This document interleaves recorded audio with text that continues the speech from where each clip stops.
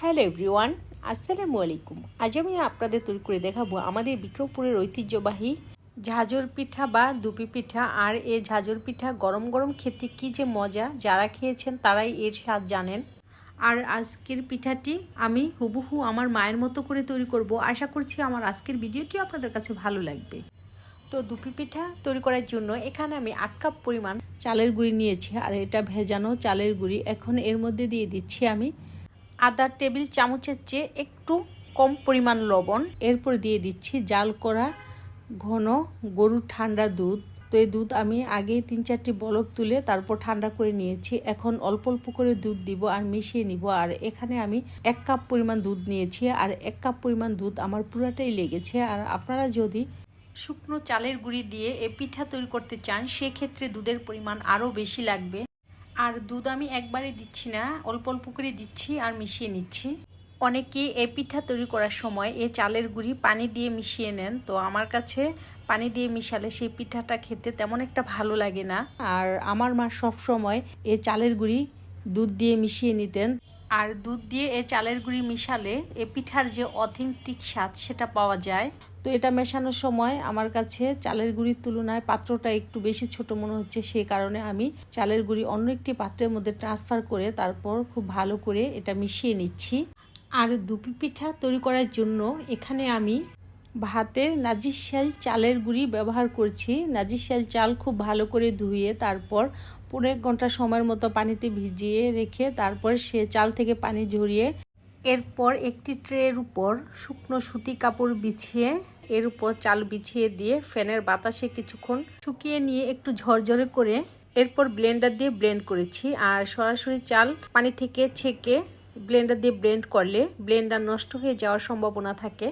আর এই চালের গুঁড়ি দুধ দিয়ে খুব ভালো করে মেশানো হয়ে গিয়েছে। এখন এই চালের গুঁড়ি আমি একটি চালনিতে নিয়ে আবার একটু হাত দিয়ে ডলে ডলে চেলে নিচ্ছি। আর এভাবে চেলে নিলে চালের গুঁড়ির মধ্যে কোনো দলা থাকবে না, আর পিঠা তৈরির পর পিঠাগুলো অনেক সফট হবে।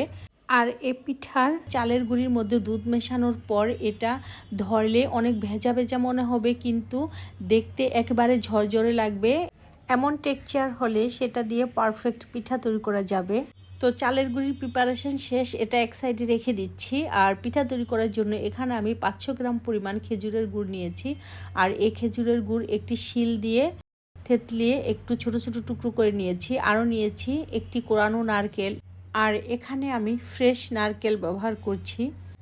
তো ফাইনালি ভাপা পিঠা তৈরি করার জন্য আমার সব প্রিপারেশান কমপ্লিট হয়ে গিয়েছে। এখন চলে যাব পিঠা তৈরি করার জন্য। আর পিঠা তৈরি করার জন্য এখানে আমি একটি ছিদ্রযুক্ত স্টিলের চালনি নিয়েছি। এখন এই স্টিলের চালনির উপর আমি কয়েকটি কাবাবের কাঠি বিছিয়ে নিচ্ছি। আর কাবাবের কাঠিগুলো আমি ভেঙে একটু ছোট করে তারপর ডাবল করে বিছিয়ে নিচ্ছি। আর এই কাবাবের কাঠিগুলো এভাবে কেন দিয়ে দিলাম তা বিস্তারিত একটু পরে বলবো। এরপর এর উপর একটি নেট কাপড় বিছিয়ে নিচ্ছি। তো আমি এই নেট কাপড় পিঠা তৈরি করার জন্য নতুন কিনে নিয়েছি। আর কেনার পরে এটা খুব ভালো করে ধুয়ে পরিষ্কার করে তারপর ব্যবহার করছি। আর পিঠা তৈরি করার আগে এ কাপড় ভিজিয়ে পানি ঝরিয়ে নিতে হবে। তো কাপড় বিছিয়ে এরপর এর উপর দিয়ে দিচ্ছি চালের গুঁড়ি। চালের গুঁড়ি আমি হাত দিয়ে বিছিয়ে দিয়ে দিচ্ছি। আর এই চালের গুঁড়ি বেশি ভারী করে বিছিয়ে নিব না, একটু পাতলা করে বিছিয়ে তারপর এর উপর দিয়ে দিব খেজুরের গুড়। তো খেজুরের গুড়গুলো আমি বেশি মিহি গুঁড়া করিনি, একটু চাকা চাকাই রেখেছি। এরপর এর উপর দিয়ে দিব কোরানো নারকেল। তো এভাবে স্টেপ বাই স্টেপ আমি চালের গুঁড়ি, খেজুরের গুড়, এরপর আবার নারকেল, এমন করেই পিঠাটি তৈরি করে নিব। আর চালের গুঁড়ি ও গুড় দেওয়ার সময় এটা বেশি চেপে চেপে দেওয়া যাবে না, একেবারে আলতো হাতে আলগা করে দিতে হবে। আর আমার মা যখন দুপি পিঠা তৈরি করতেন তখন সে পিঠাটা অনেক বড় করে তৈরি করতেন। 4-5 কেজি চাল দিয়ে একটি বড় সাইজের পিঠা তৈরি করতেন। আর আমরা সব ভাই বোন মিলে সেই পিঠা গরম গরম অনেক এনজয় করে খেতাম। আর আমাদের বাড়িতে যেই আসতেন তাকেই এই পিঠা খেতে দিতেন। আসলে সেসব দিনগুলো এখন স্মৃতি হয়ে গিয়েছে, কারণ আমরা সব ভাই বোনে যার যার জায়গাতে অনেক ব্যস্ত। আর বাবা মাও বেঁচে নেই। সবাই আমার বাবা মার জন্য দোয়া করবেন। আর নেট কাপড়ের নিচে আমি যে কাবাবের কাঠিগুলো দিয়েছি সে কাঠি দেওয়ার কারণ হচ্ছে যখন পিঠাটা ভাপ দিব তখন গরম ভাপ পিঠার ভিতরে ভালো করে ঢুকবে, কারণ কাঠি দেওয়ার ফলে এর নিচটা একটু আলগাই থাকবে। আর কাঠি না দিলে পিঠার বারে ঝাঁঝরি ছিদ্র বন্ধ হয়ে যাবে আর গরম ভাব ভালো করে উপরে উঠবে না। তো আপনাদের বাসায় যদি কাবাবের কাঠি না থাকে তাহলে কোনো সমস্যা নেই, যে কোনো কিছু দিয়ে এটা করা যাবে। পাটখড়ির কাঠি অথবা যে কোনো বাঁশের ছোট টুকরা কিংবা কাঠের টুকরা দিয়েও এই কাজটি করা যাবে। আর আমি এখানে যে কাবাবের কাঠিগুলো ব্যবহার করেছি সেটা খুব ভালো করে ধুয়ে পরিষ্কার করে এরপর কাপড় দিয়ে মুছে দিয়েছি। তো কথা বলতে বলতে পিঠাটি প্রায় কমপ্লিট হয়ে গিয়েছে। তো এখন লাস্টে চালের গুঁড়ি দিয়ে গুড় আর নারকেল ঢেকে দিচ্ছি, আর সবার শেষে চালের গুঁড়ি দিতে হবে। আর চালের গুঁড়ি দিয়ে একটু বিছিয়ে তারপর কাপড় দিয়ে ঢেকে দিতে হবে। এখন এই পিঠার বোলটি সরিয়ে নিচ্ছি, এরপর একটি পাতিলের মধ্যে নিয়ে নিচ্ছি প্রায় 3 থেকে 3.5 কেজি পরিমাণ পানি।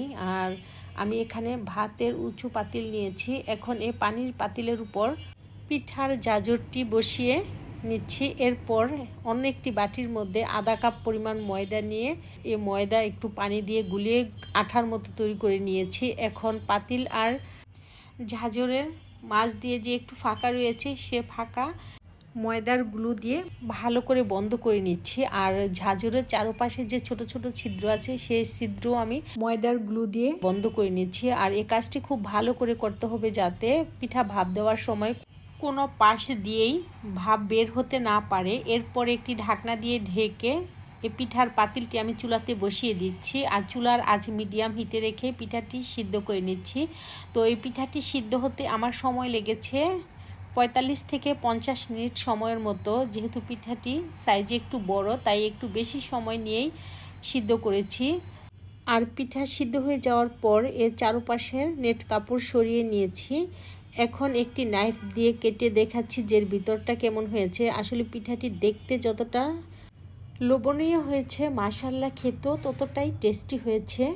আর এই পিঠার ভিতর গুড়ের চাকাগুলো একটু বড় থাকলে পিঠা ভাপ দেওয়ার সময় গুড়ের চাকাগুলো গলে গলানো চকলেটের মতো হয়ে যায়, আর সেটা দেখতে অনেক ভালো লাগে আর খেতেও ভালো লাগে।